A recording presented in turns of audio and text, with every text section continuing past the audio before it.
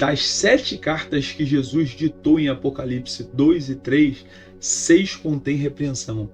Uma não contém nenhuma. Nenhuma palavra de crítica. Nenhum mas tenho contra ti isto. Apenas elogio, compaixão e uma promessa que atravessou 2000 anos.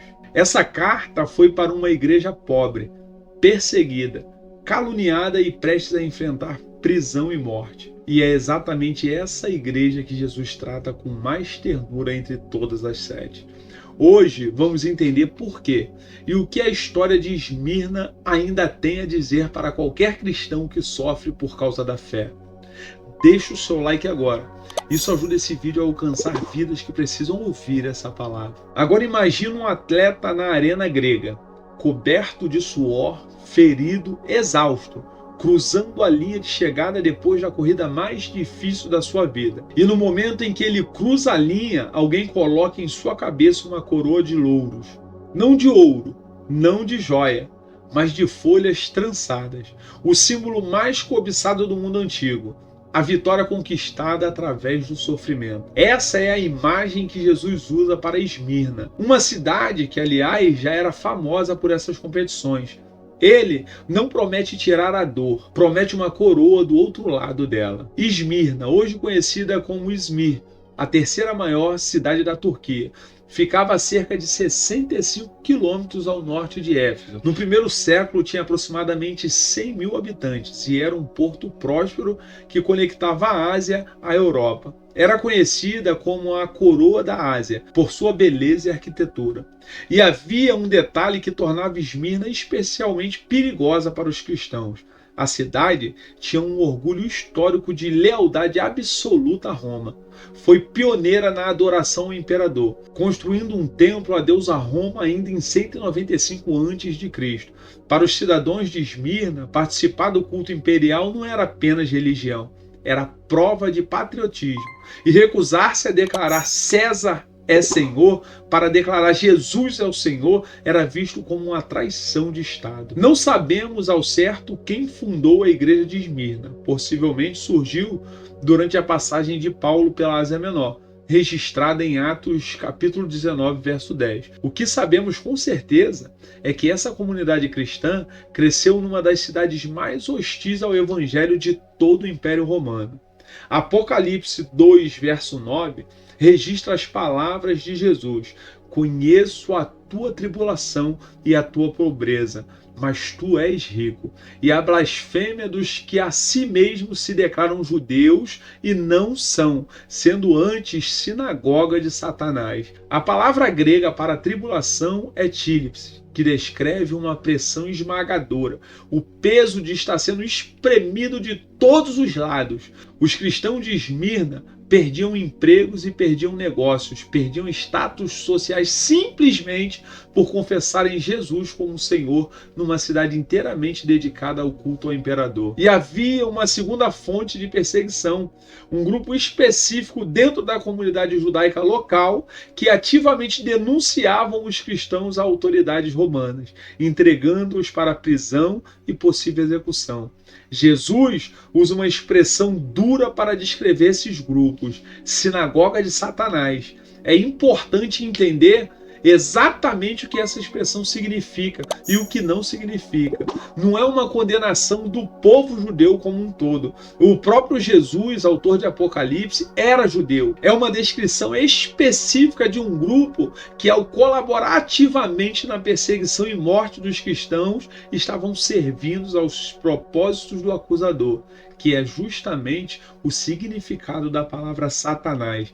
Em Romanos capítulo 2, verso 29, já havia estabelecido esse princípio, que é justamente o significado da palavra Satanás. Romanos capítulo 2, no verso 29, já havia estabelecido esse princípio.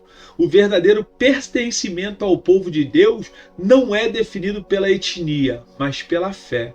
E então, Jesus faz algo extraordinário. Em vez de descrever a pobreza deles como tragédia, redefine a realidade completamente.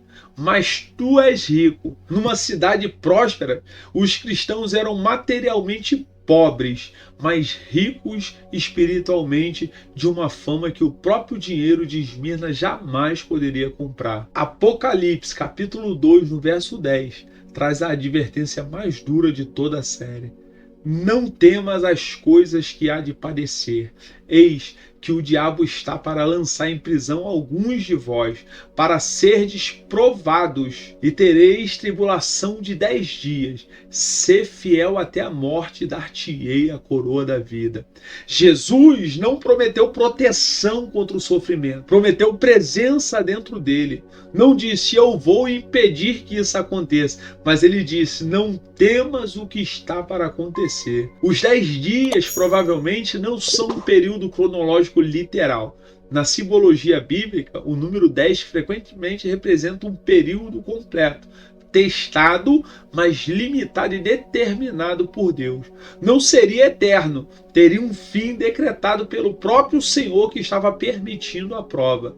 E a chamada final é a mais direta de toda a carta: ser fiel até a morte, não até ficar difícil, não até doer, até a morte, se for necessário. E aqui a história sai das páginas de Apocalipse e entra na história documentada.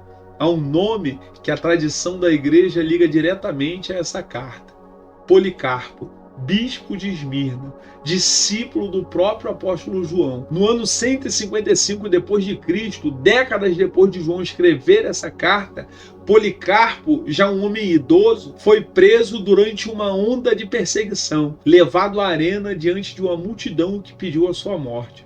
O governador romano lhe ofereceu uma saída simples: jure pela sorte de César, declare, fora com os ateus, referindo-se aos cristãos, e será libertado. Policarpo olhou para a multidão zombeteira, ergueu a mão em direção a eles e recusou. Segundo o relato histórico mais antigo de martírio cristão, fora do Novo Testamento, a carta da igreja de Esmirna sobre o martírio de Policarpo, ele declarou: 86 anos tenho servido a Cristo, e ele nunca me fez mal algum.